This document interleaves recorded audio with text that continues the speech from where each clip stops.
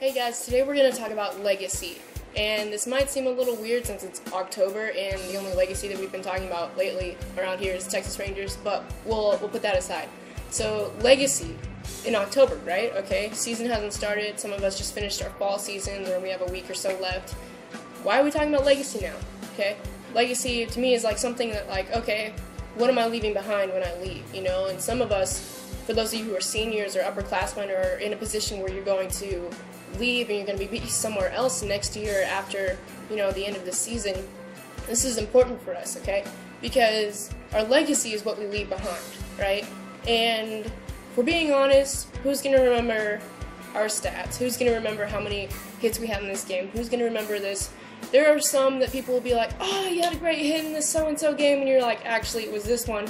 So, they're not going to remember those details. They're not going to remember, how many balls you let go between your legs. They're not going to remember our victories. They're not going to remember our errors, thank goodness.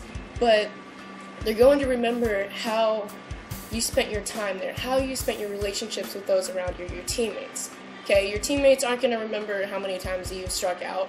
I'm not keeping a tally on how many times my teammates hit home runs, no. And they're going to remember those times that you spent with them one-on-one that you said, hey, this is what's important. Not that, we have all these stats, we have all these that we win. Yes, those are important for our game.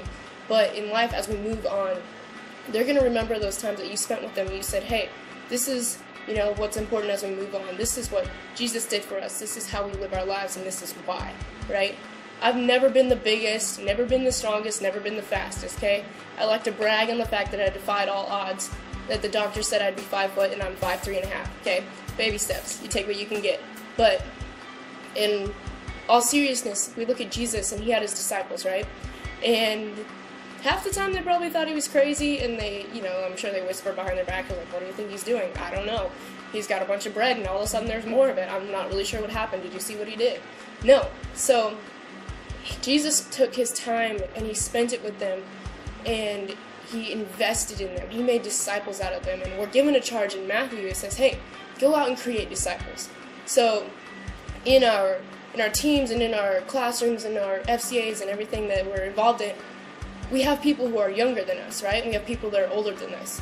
And if you take some time, you sit back and you watch those that are older, they will look, and if they're really invested in relationships, they'll spend time with those that are younger, and they'll teach them the ways that, what they worked for, what, they had to do to get to where they are, or what somebody else told them to help them strengthen their relationship with Christ, right?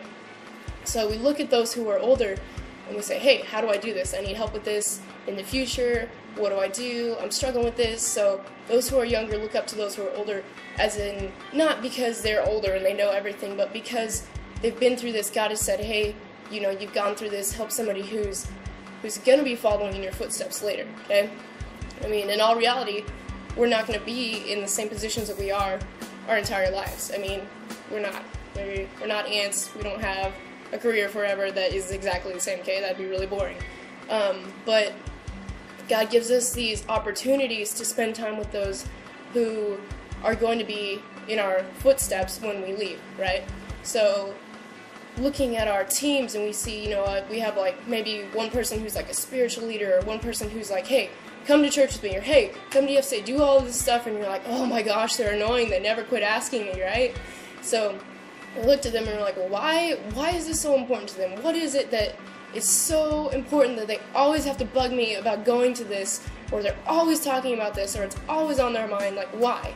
And so whatever it is that, that person has on their heart that they're working towards every day, we want to be able to pass that on to somebody who's younger, to somebody who's going to grow in the Word the way that we have them, grow in the way that God has them, and help them to develop that way so they can help those who come up below them. So just like Jesus spent time with those disciples, he said, hey, I need you to finish this job because I'm leaving. I can't do it anymore.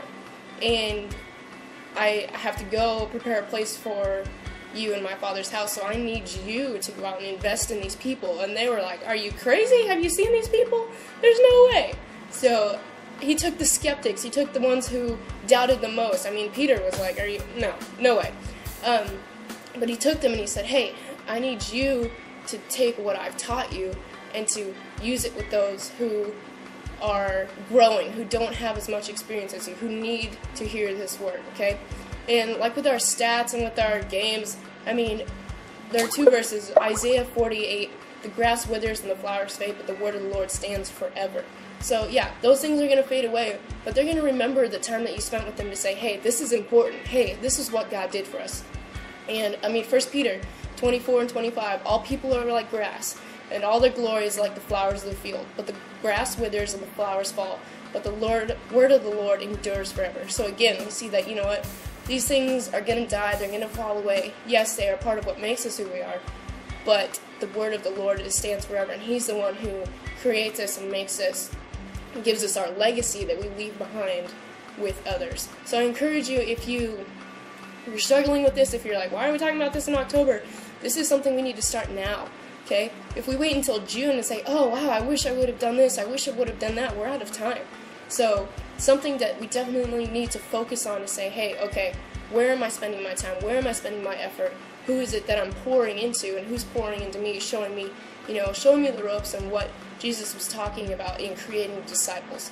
So I hope that you can find somebody on your team or in your area that's pouring into you, or somebody that you can pour into also to help share what it is that Jesus has done for us.